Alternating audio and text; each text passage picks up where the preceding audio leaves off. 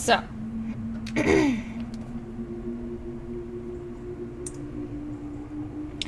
the book today that we're going to read is The Invisible Man. It's a grotesque romance, basically by... where'd it go? Alright, let me start that over. The Invisible Man, a grotesque romance by H.G. Wells from the Wisehouse Classics edition. Chapter 1. The Strange Man's Arrival. The stranger came early in February, one wintry day, through a biting wind and a driving snow, the last snowfall of the year, over the down, walking from Bramblehurst railway station and carrying a little black portmanteau in his thickly gloved hand. He was wrapped up from head to toe, and the brim of his soft felt hat hid every inch of his face. But the shiny tip of his nose, the snow had piled itself against his shoulders and chest, and added a white crest to the burden he carried. He staggered into the coach and horses, a more dead than alive, and flung his portmanteau down. "A fire!" he cried. "In the name of human charity, a room and a fire!" He stamped and shook the snow from off himself in the bar and followed Miss Hall into her guest parlor to strike his bargain. And with that much introduction, that and the couple of sovereigns flung upon the table, he took up his quarters in the inn. Miss Hall lit the fire and left him there while she went to prepare him with a meal with her own hands. A guest to stop at Imping in the winter-time was an unheard-of piece of luck, let alone a guest who was no haggler, and she was resolved to show herself worthy of good fortune. As soon as bacon was well under way, and Milly, her lymphatic aide, had been brisked up by a few deftly chosen expressions of contempt, she carried the cloth, plates, and glasses into the parlor, and began to lay them with the utmost eclat. Although the fire was burning up briskly, she was surprised to see that her visitor still wore his hat and coat, standing with his back to her and staring out of the window at the falling snow in the yard. His gloves were clasped behind him, and he seemed to be lost in thought. She noticed that the melting snow that still sprinkled his shoulders dripped upon her carpet. "Can I take your hat and coat, sir?" she said, "and give them a good dry in the kitchen?" "No," he said, without turning. She was not sure he had heard him, and was about to repeat her question. He turned over his head and looked at her over his shoulder. I prefer to keep them on," he said with emphasis, and she noticed that he wore big blue spectacles with side lights, and had a bush side whisker over his coat collar that completely hid his cheeks and face. "Very well, sir. As you like. In a bit the room will be warmer." Reading time with Wolf.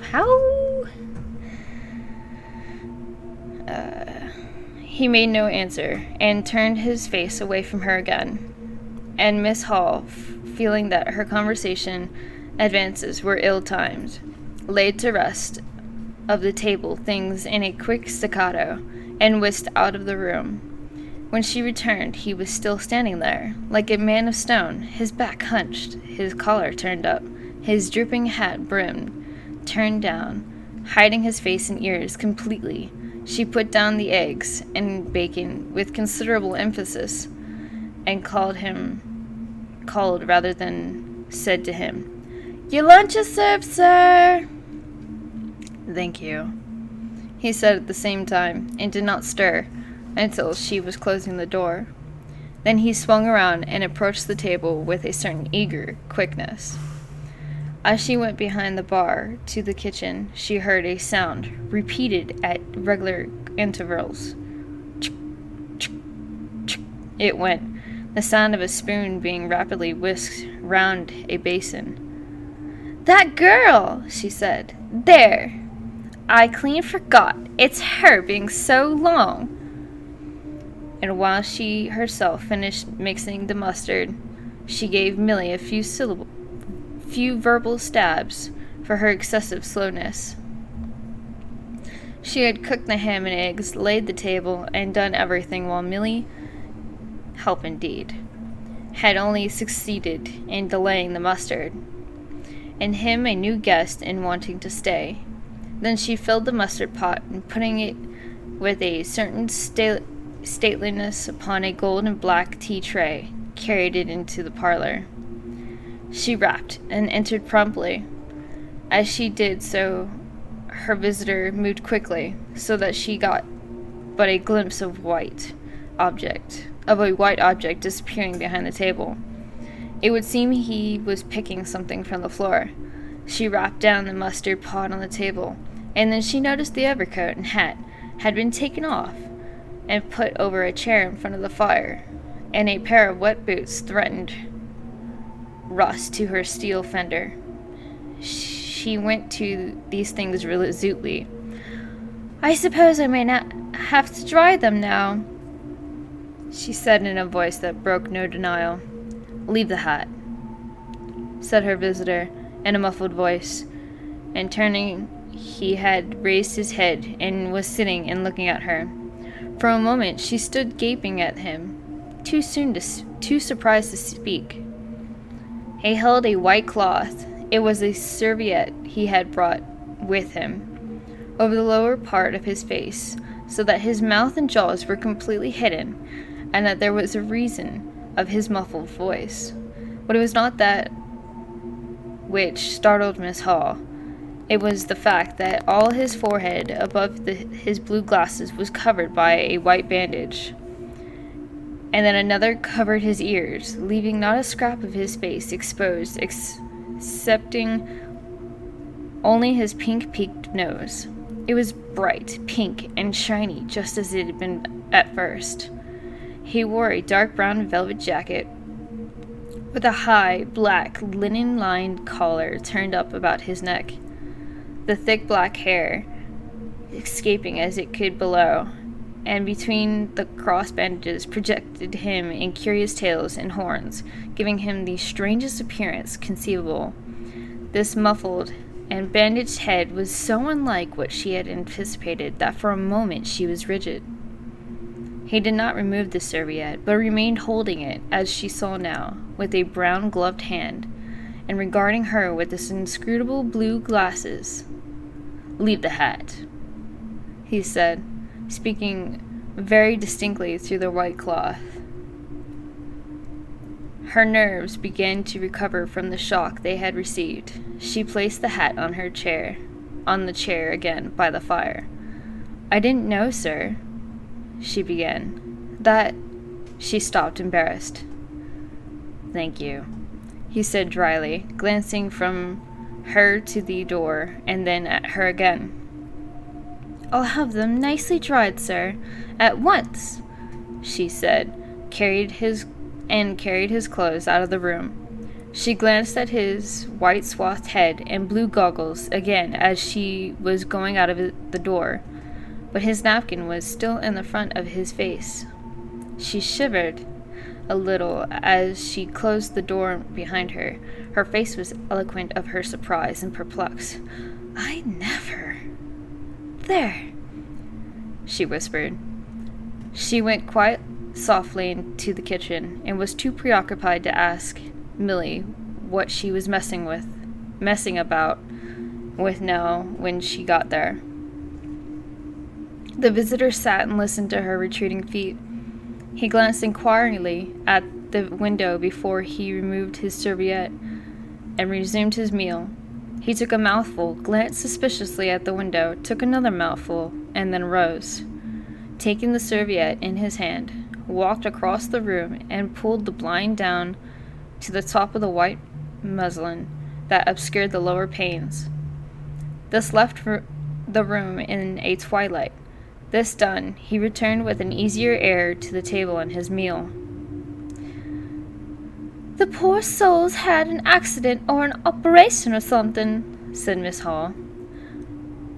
"What a turn them bandages did give me, to be sure." She put on some more coal, unfolded the clothes horse, and extended the traveler's coat upon this. "And goggles! Why, he looked more like a diving helmet than a human man." She hung the muffler on a corner of the horse, "and holding that handkerchief over his mouth all the time, talking through it. Perhaps his mouth was hurt too. Maybe." She turned round, as one who suddenly remembers. "Bless my soul alive," she said, going off at a tangent. "Ain't you done with them taters yet, Milly?" When Miss Hall went to clear away the stranger's lunch, her idea that his mouth must have been cut or disfigured in the accident she supposed him to have suffered was confirmed, or he was smoking a pipe, and all that time she was in the room he never loosened the silk muffler he had wrapped round the lower part of his face to put the mouthpiece in his lips. Yet it was not forgetfulness, for she saw he glanced at it as it smoldered out. He sat in the corner with his back to the window blind, and spoke now, having eaten and drunk, and being comfortably warm through, with less aggressive brevity than before. The reflection of the fire lent a kind of red animation to his big spectacles they had lacked hitherto. "I have some luggage," he said, "at the Bramblehurst station." And he asked her how he could have sent it. He bowed his bandaged head quite politely in acknowledgment of her explanation. "Tomorrow?" he said. "There is no speedy delivery?" And seemed quite disappointed when she answered, "No." Was she quite sure? No man with a trap who would go over? Miss Hall, nothing loath, answered his questions and developed a conversation. "It's a steep road by the downs, sir." And she said in answer to the question about a trap, and then snatching at an opening, said, "It was there a carriage was upsettled, and a year ago, and more, a gentleman killed beside his coachman. Accidents, sir, happen in a moment, don't they?" But the visitor was not drawn so easily. "They do," he said through his muffler, eyeing her quickly through his impenetrable glasses. "But they take long enough to get well, don't they? There was my sister's son, Tom, just cut his arm with a scythe, tumbled on it with an hayfield, and believe me, he was 3 months tied up, sir. You'd hardly believe it. It's regular giving me a dread of a scythe, sir." "I can quite understand that," said the visitor. "He was afraid, one time, that he'd have the operation. He was that bad, sir." The visitor laughed abruptly, a bark of a laugh that he seemed to bite and kill in his mouth. "Was he?" he said. "He was, sir, and no laughing matter to them as had the doing for him, as I had. My sister being took up with her little one so much, there was bandages to do, sir, and bandages to undo, so that if I may make so bold as to say it, sir—" "Will you get me some matches?" said the visitor, quite abruptly. "My pipe is out." Miss Hall was pulled up suddenly. It was certainly rude of him after telling him all that she had done. She gasped at him for a moment, and remembered the 2 sovereigns. She went for the matches. "Thanks," he said concisely, as she put them down and turned his shoulder upon her and stared out of the window again. It was altogether too discouraging. Evidently, he was sensitive on the topic of the operations and bandages. She did not make so bold as to say, however, after all, but his snubbing way had irritated her, and Millie had a hot time of it that afternoon. The visitor remained in the parlor until 4 o'clock, without giving the ghost of an excuse for an intrusion. For the most part, he was quite still during that time. It would seem that he sat in the growing darkness, smoking in the firelight, perhaps dozing. Once or twice a curious listener might have heard him at the coals, and for the space of 5 minutes he was audible pacing the room. He seemed to be talking to himself. Then the armchair creaked as he sat down again. Chapter 2. Mr. Teddy Humphrey's First Impressions. At 4 o'clock, when it was fairly dark and Miss Hall was screwing up her courage to go in and ask her visitor if he would take some tea, Teddy Humphrey, the clock jobber, came into the bar. "My sakes, Miss Hall," he said, "but this is terrible weather for thin boots." The snow outside was falling faster. Miss Hall agreed, and then noticed he had his bags with him. "Now you're here, Miss Teddy." "Mr. Teddy," said she, "I'd be glad if you'd give the old clock in the parlor a bit of a look. 'Tis going, and it strikes well and hearty, but the hour hand wouldn't do nothing but point at 6. And leading the way, she went across the parlor door and rapped and entered.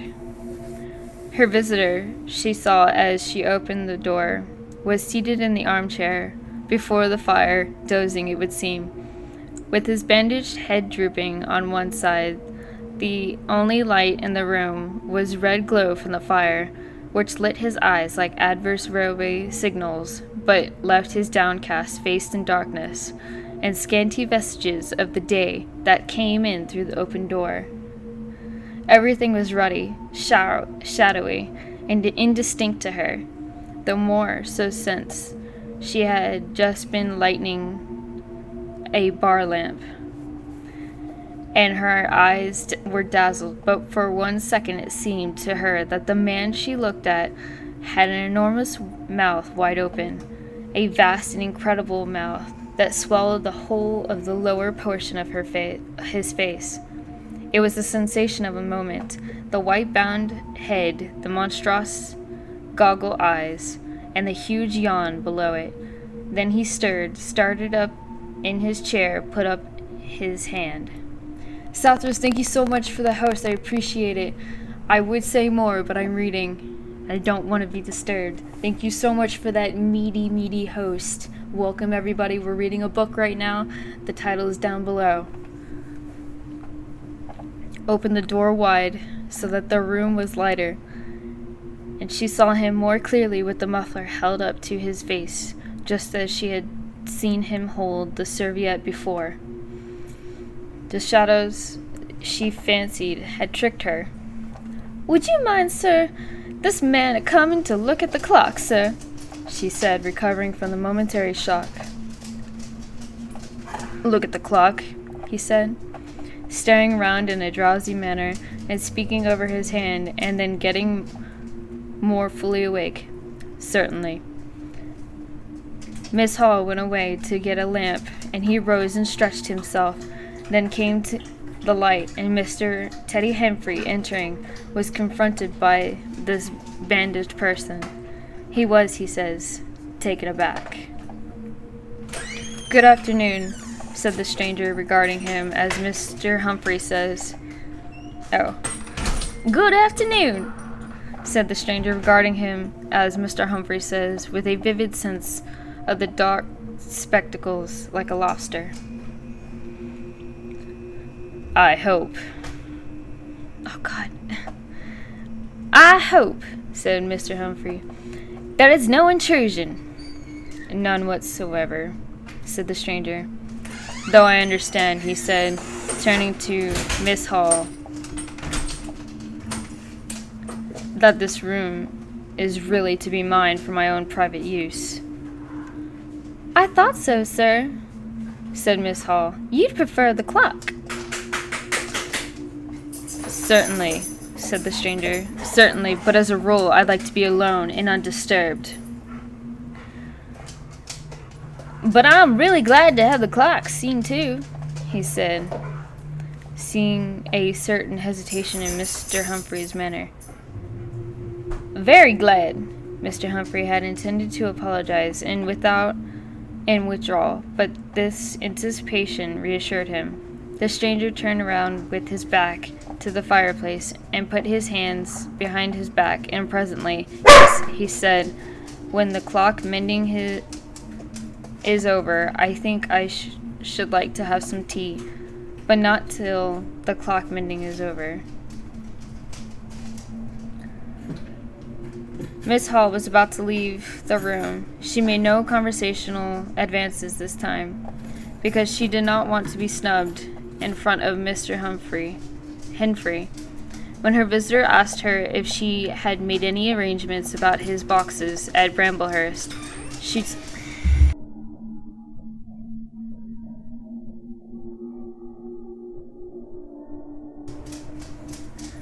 she told him she had mentioned the matter to the postman and that the carrier would bring them over on the morrow. You are certain that's the earliest, he said. She was certain, and with the marked coldness. I should explain what I was really too cold and fatigued to do before. Jace, thank you for the host. That I am an experimental investigator. Indeed, sir, said Miss Hall, much impressed. And my baggage contains apparatus and appliances. Very useful things they are, indeed, sir, said Miss Hall. And I am very naturally anxious to get on with my inquiries. Of course, sir. My reason for coming to Epping, he proceeded, with a certain deliberation of matter, was a desire for solitude. I do not wish to be disturbed in my work. In addition to my work, an accident. I thought as much, said Miss Hall to herself, necessitates a certain retirement. My eyes are sometimes so weak and painful that I have to shut myself up in the dark for hours together, lock myself up, sometimes now and then, not at present certainly. At such times, the slightest disturbance, the entry of a stranger into a room, is a source of excruciating annoyance to me. It is well these things should be understood. Certainly, sir, said Miss Hall. And if I might make so bold as to ask, that I think is all, said the stranger, with a quite irresistibly air of finality he could assume at will. Miss Hall reserved her question.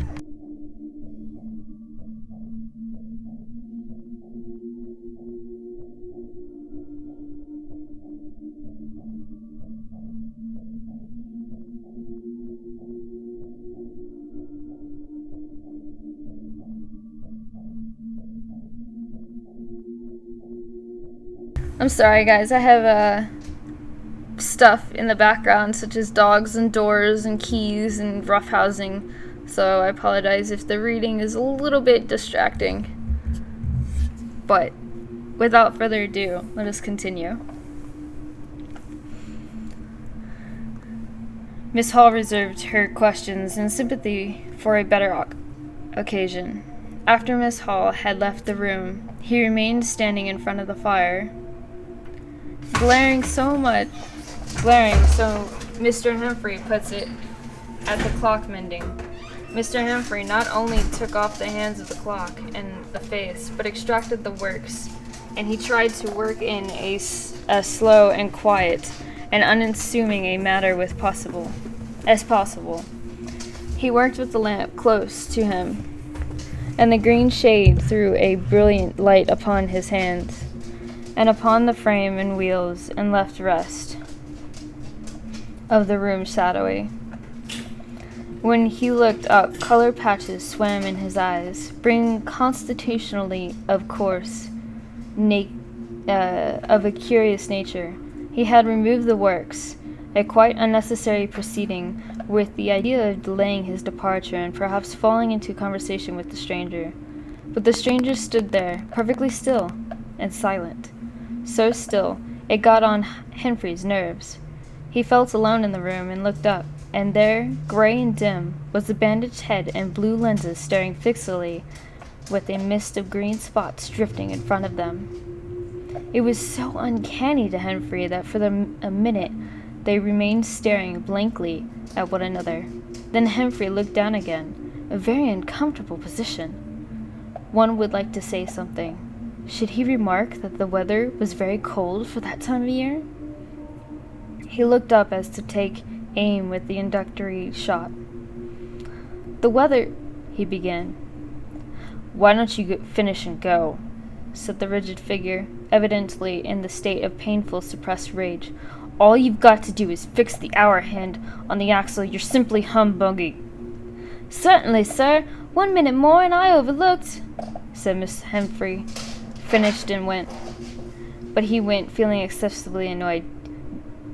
"Damn it," said Mr. Humphrey to himself, trudging down the village through the thawing snow. "A man must do a clock sometimes, surely." And again, "Can't a man look at you? Ugly!" And yet again, "Seemingly not. If the police was wanting you, you couldn't be more warped and bandaged." At Gleason's corner he saw Hall, who was recently married, the stranger's hostess at the coach and horses, and who now drove the Epping conveyance when occasional people required it to Sidderbridge Junction, coming towards him on his return from that place. Hall had evidently been stopping a bit at Sidderbridge to judge by his driving.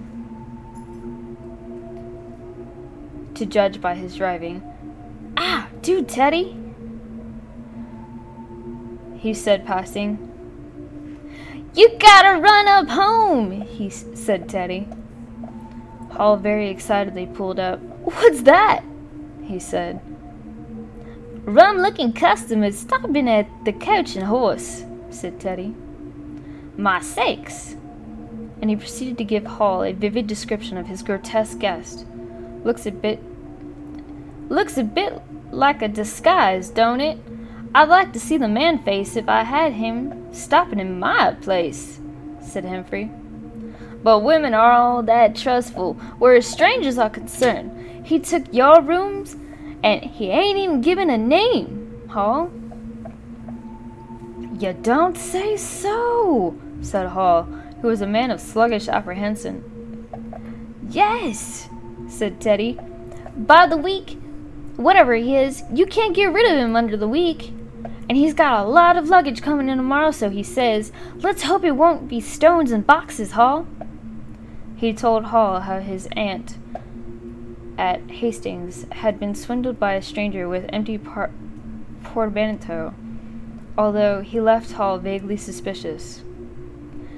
"Get up, old girl," said Hall. "I suppose I must see about this."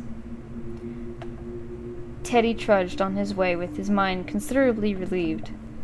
Instead of seeing about it, however, Hall on his return was severely rated by his wife on the length of time he had spent in Sidderbridge,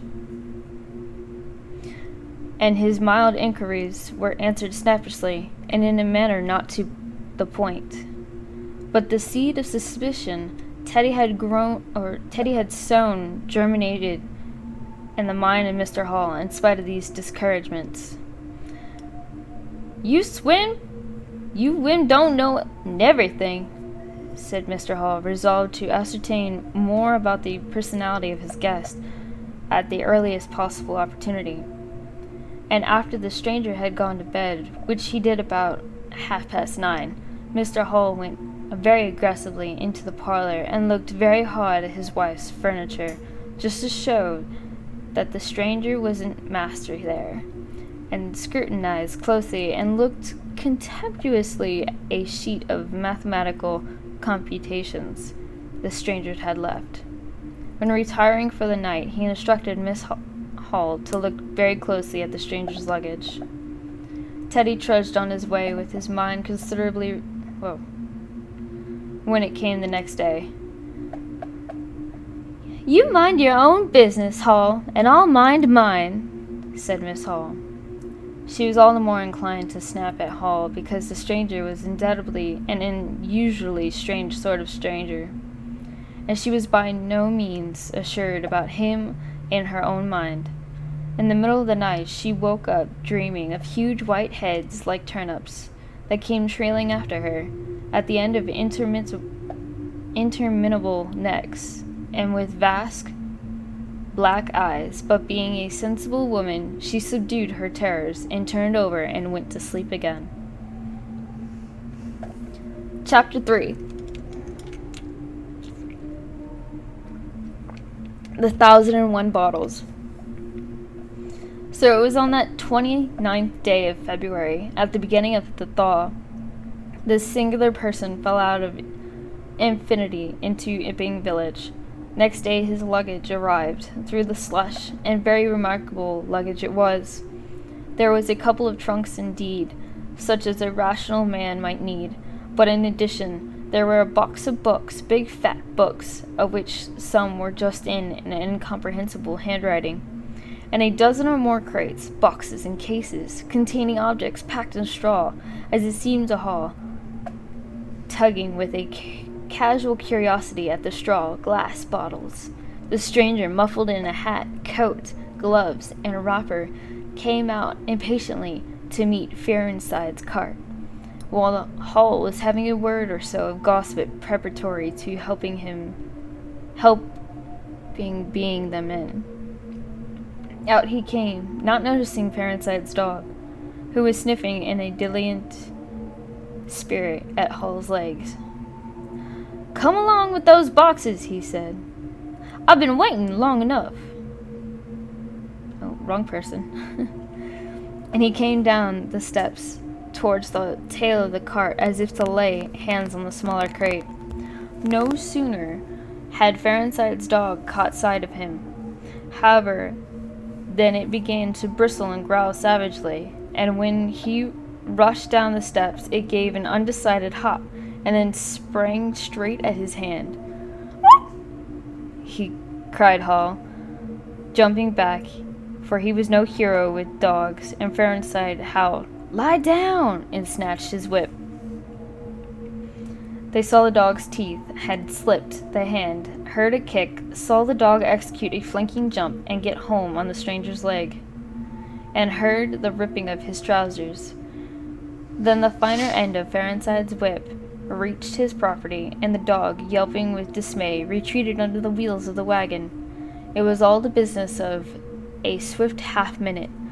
No one spoke, everyone shouted. The stranger glanced swiftly at his torn glove and his leg, made as if it would stoop to the ladder, then turned and rushed swiftly up the steps into the inn.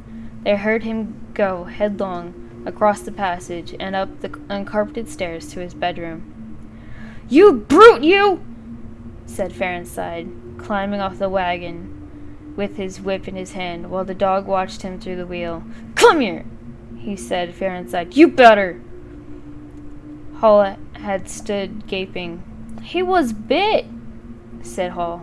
"I better go and see him." And he trotted after the stranger. He met Miss Hall in the passage. "Carrier's dog," said. "Bitten." He went straight upstairs, and the stranger's door being ajar, he pushed it open and was entering without any ceremony, being of a naturally sympathetic turn of mind. The blind was down, and the room was dim. He caught a glimpse of a most singular thing, what seemed a handless arm waving towards him, and a face of 3 huge, indeterminate spots on white, very like the face of a pale pansy. Then he struck violently in the chest, hurled back, and the door slammed in his face and locked. It was so rapid that it gave him no time to observe. A waving of indecipherable shapes, a blow, and a concussion.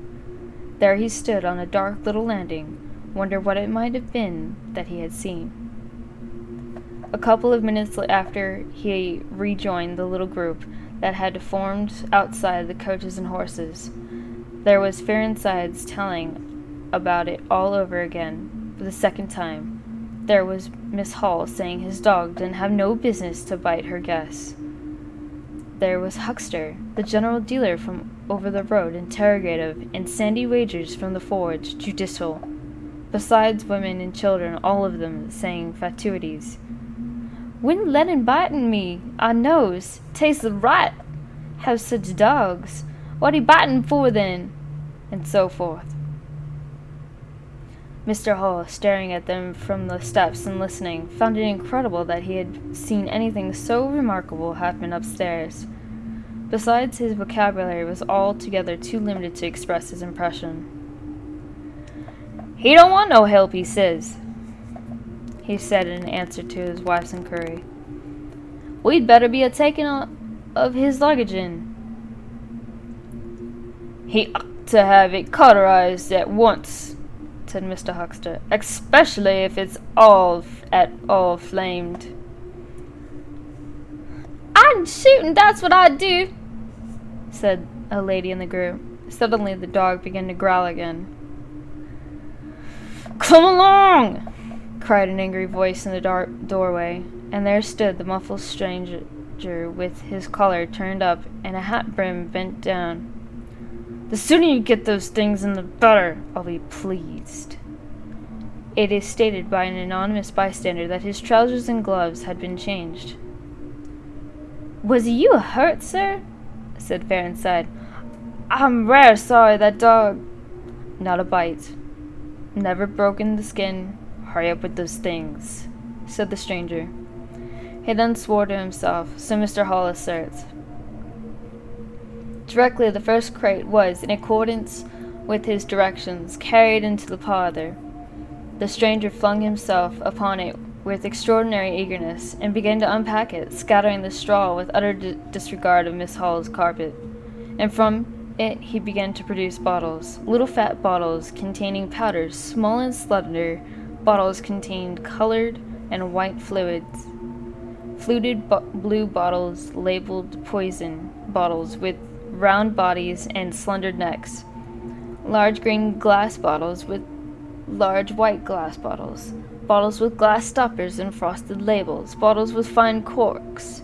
Bottles with bungs. Bottles with wooden caps. Wine bottles. Salad oil bottles. Putting them in rows on the chiffonier, on the mantel, on the table under the window, round the floor, on the bookshelf, everywhere. The chemist's shop in Bramblehurst could not boast half so many. Quite a sight it was, crate after crate yield bottles until all 6 were empty, and the table high with straw. The only things that came out of these crates besides the bottles were a number of test tubes in carefully packed balance. And directly the crates were unpacked, the stranger went to window and set to work, not troubling in the least about the litter of straw, the fire which had gone out, the box of books outside, nor for the trunks and other luggage that had gone upstairs. When Miss Hall took his dinner into him, he was already so absorbed in his work, pouring little drops out of the bottles into the test tubes, that he did not hear her until she had swept away the bulk of the straw and put the tray on the table, and with some emphasis perhaps, seeing the state that the floor was in. Then he half turned his head and immediately turned it away again. But she saw he had removed his glasses. They were beside him on the table. It seemed to her that his eye sockets were extraordinarily hollow. He put on his spectacles again and then turned and faced her. She was about to complain of the straw on the floor when he anticipated her. "I wish you wouldn't come in without knocking," he said in a tone of abnormal exasperation that seemed so characteristic of him. "I knocked, but seemingly—" "Perhaps you did, but in my investigations, my really very urgent and necessary investigations, the slightest disturbance, the jar of a door, I must ask you." "Certainly, sir. You can turn the lock if you'd like that. You know, any time." "A very good idea," said the stranger. "This drawer, sir. If I might make so bold as to remark—" "Don't. If the straw makes trouble, put it down in the bill." And he mumbled the words at her, words suspiciously like curses. He was so odd standing there, so aggressive and explosive. Bottle in one hand and test tube in the other. Then Miss Hall was quite alarmed. But she was resolute woman. In which case, I should like to know, sir, what you consider a shilling. Put down a shilling. Surely a shilling is enough. So be it, said Miss Hall, taking up the tablecloth and beginning to spread it over the table. If you're satisfied, of course. He turned and sat down with his coat collar toward her. All the afternoon he worked with the door locked, and Miss Hall testifies for the most part in silence. But once there was a concussion and a sound of bottles ringing together as the table had been hit, and a smash of bottle flung violently down, and then a rapid pacing athwart the room, fearing something was the matter. She went to the door and listened, not caring to knock. I can't go on, he was raving. I can't go on. 300,000, 400,000, the huge multitude cheated. All my life it may take me. Patience, patience indeed. Full. There was a noise of hobnails on the bricks in the bar, and Miss Hall had very reluctantly to leave the rest of his soliloquy. When she returned to the room, was silent again, save for the faint crepitation of his chair and the occasional clink of a bottle. It was all over. The stranger had resumed work. When she took his tea, she saw broken glass in the corner of the room under the concave mirror, and a golden stain that had been carelessly wiped. She called attention to it. Put it on the bill, snapped her visitor. For God's sakes, don't worry me. If there's damage done, put it in the bill. If he went on ticking a list in the exercise book before him. I'll tell you something, said Fear inside mysteriously. It was late in the afternoon, and they were in the little beer shop of Erpinghanger. Well, said Teddy Humphrey. This chap just speaking of what my dog bit, well, he's back. Leastways, his legs are. I see through the tear of his trousers and the tear of his glove. You'd have expected a sort of pinky to show, wouldn't you? Well, there wasn't none.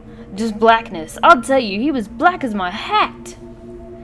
My sakes, said Humphrey.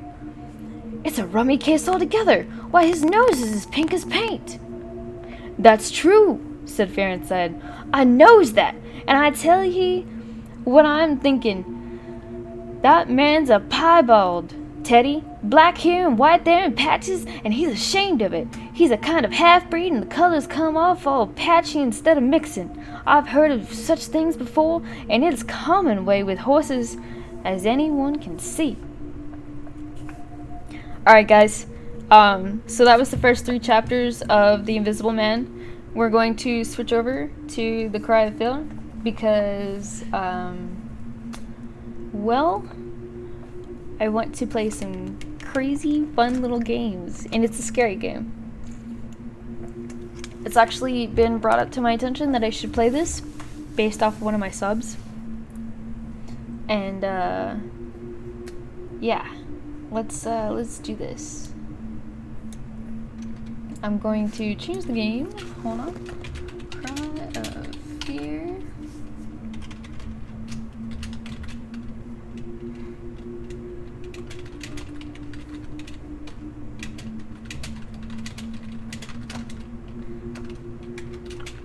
So, I mean, how did you guys like that? Was it pretty cool, or something that you guys would like to hear more? Because, I don't know, that book is kind of mysterious. Kind of like it.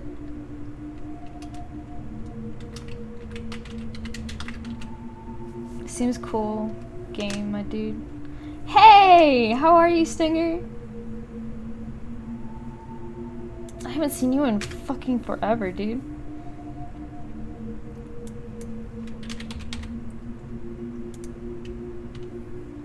Read is always cool. Thank you, Blind.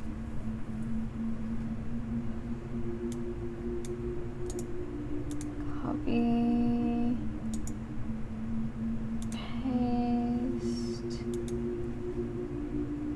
voice you do every freaking time. You're gonna be better than me, so... Really? No. Doing fine, how about you? I'm doing alright. We're gonna switch over to this game really quick, and I'm gonna keep myself black and white. So... what's it called? We can get into the real feel of this game.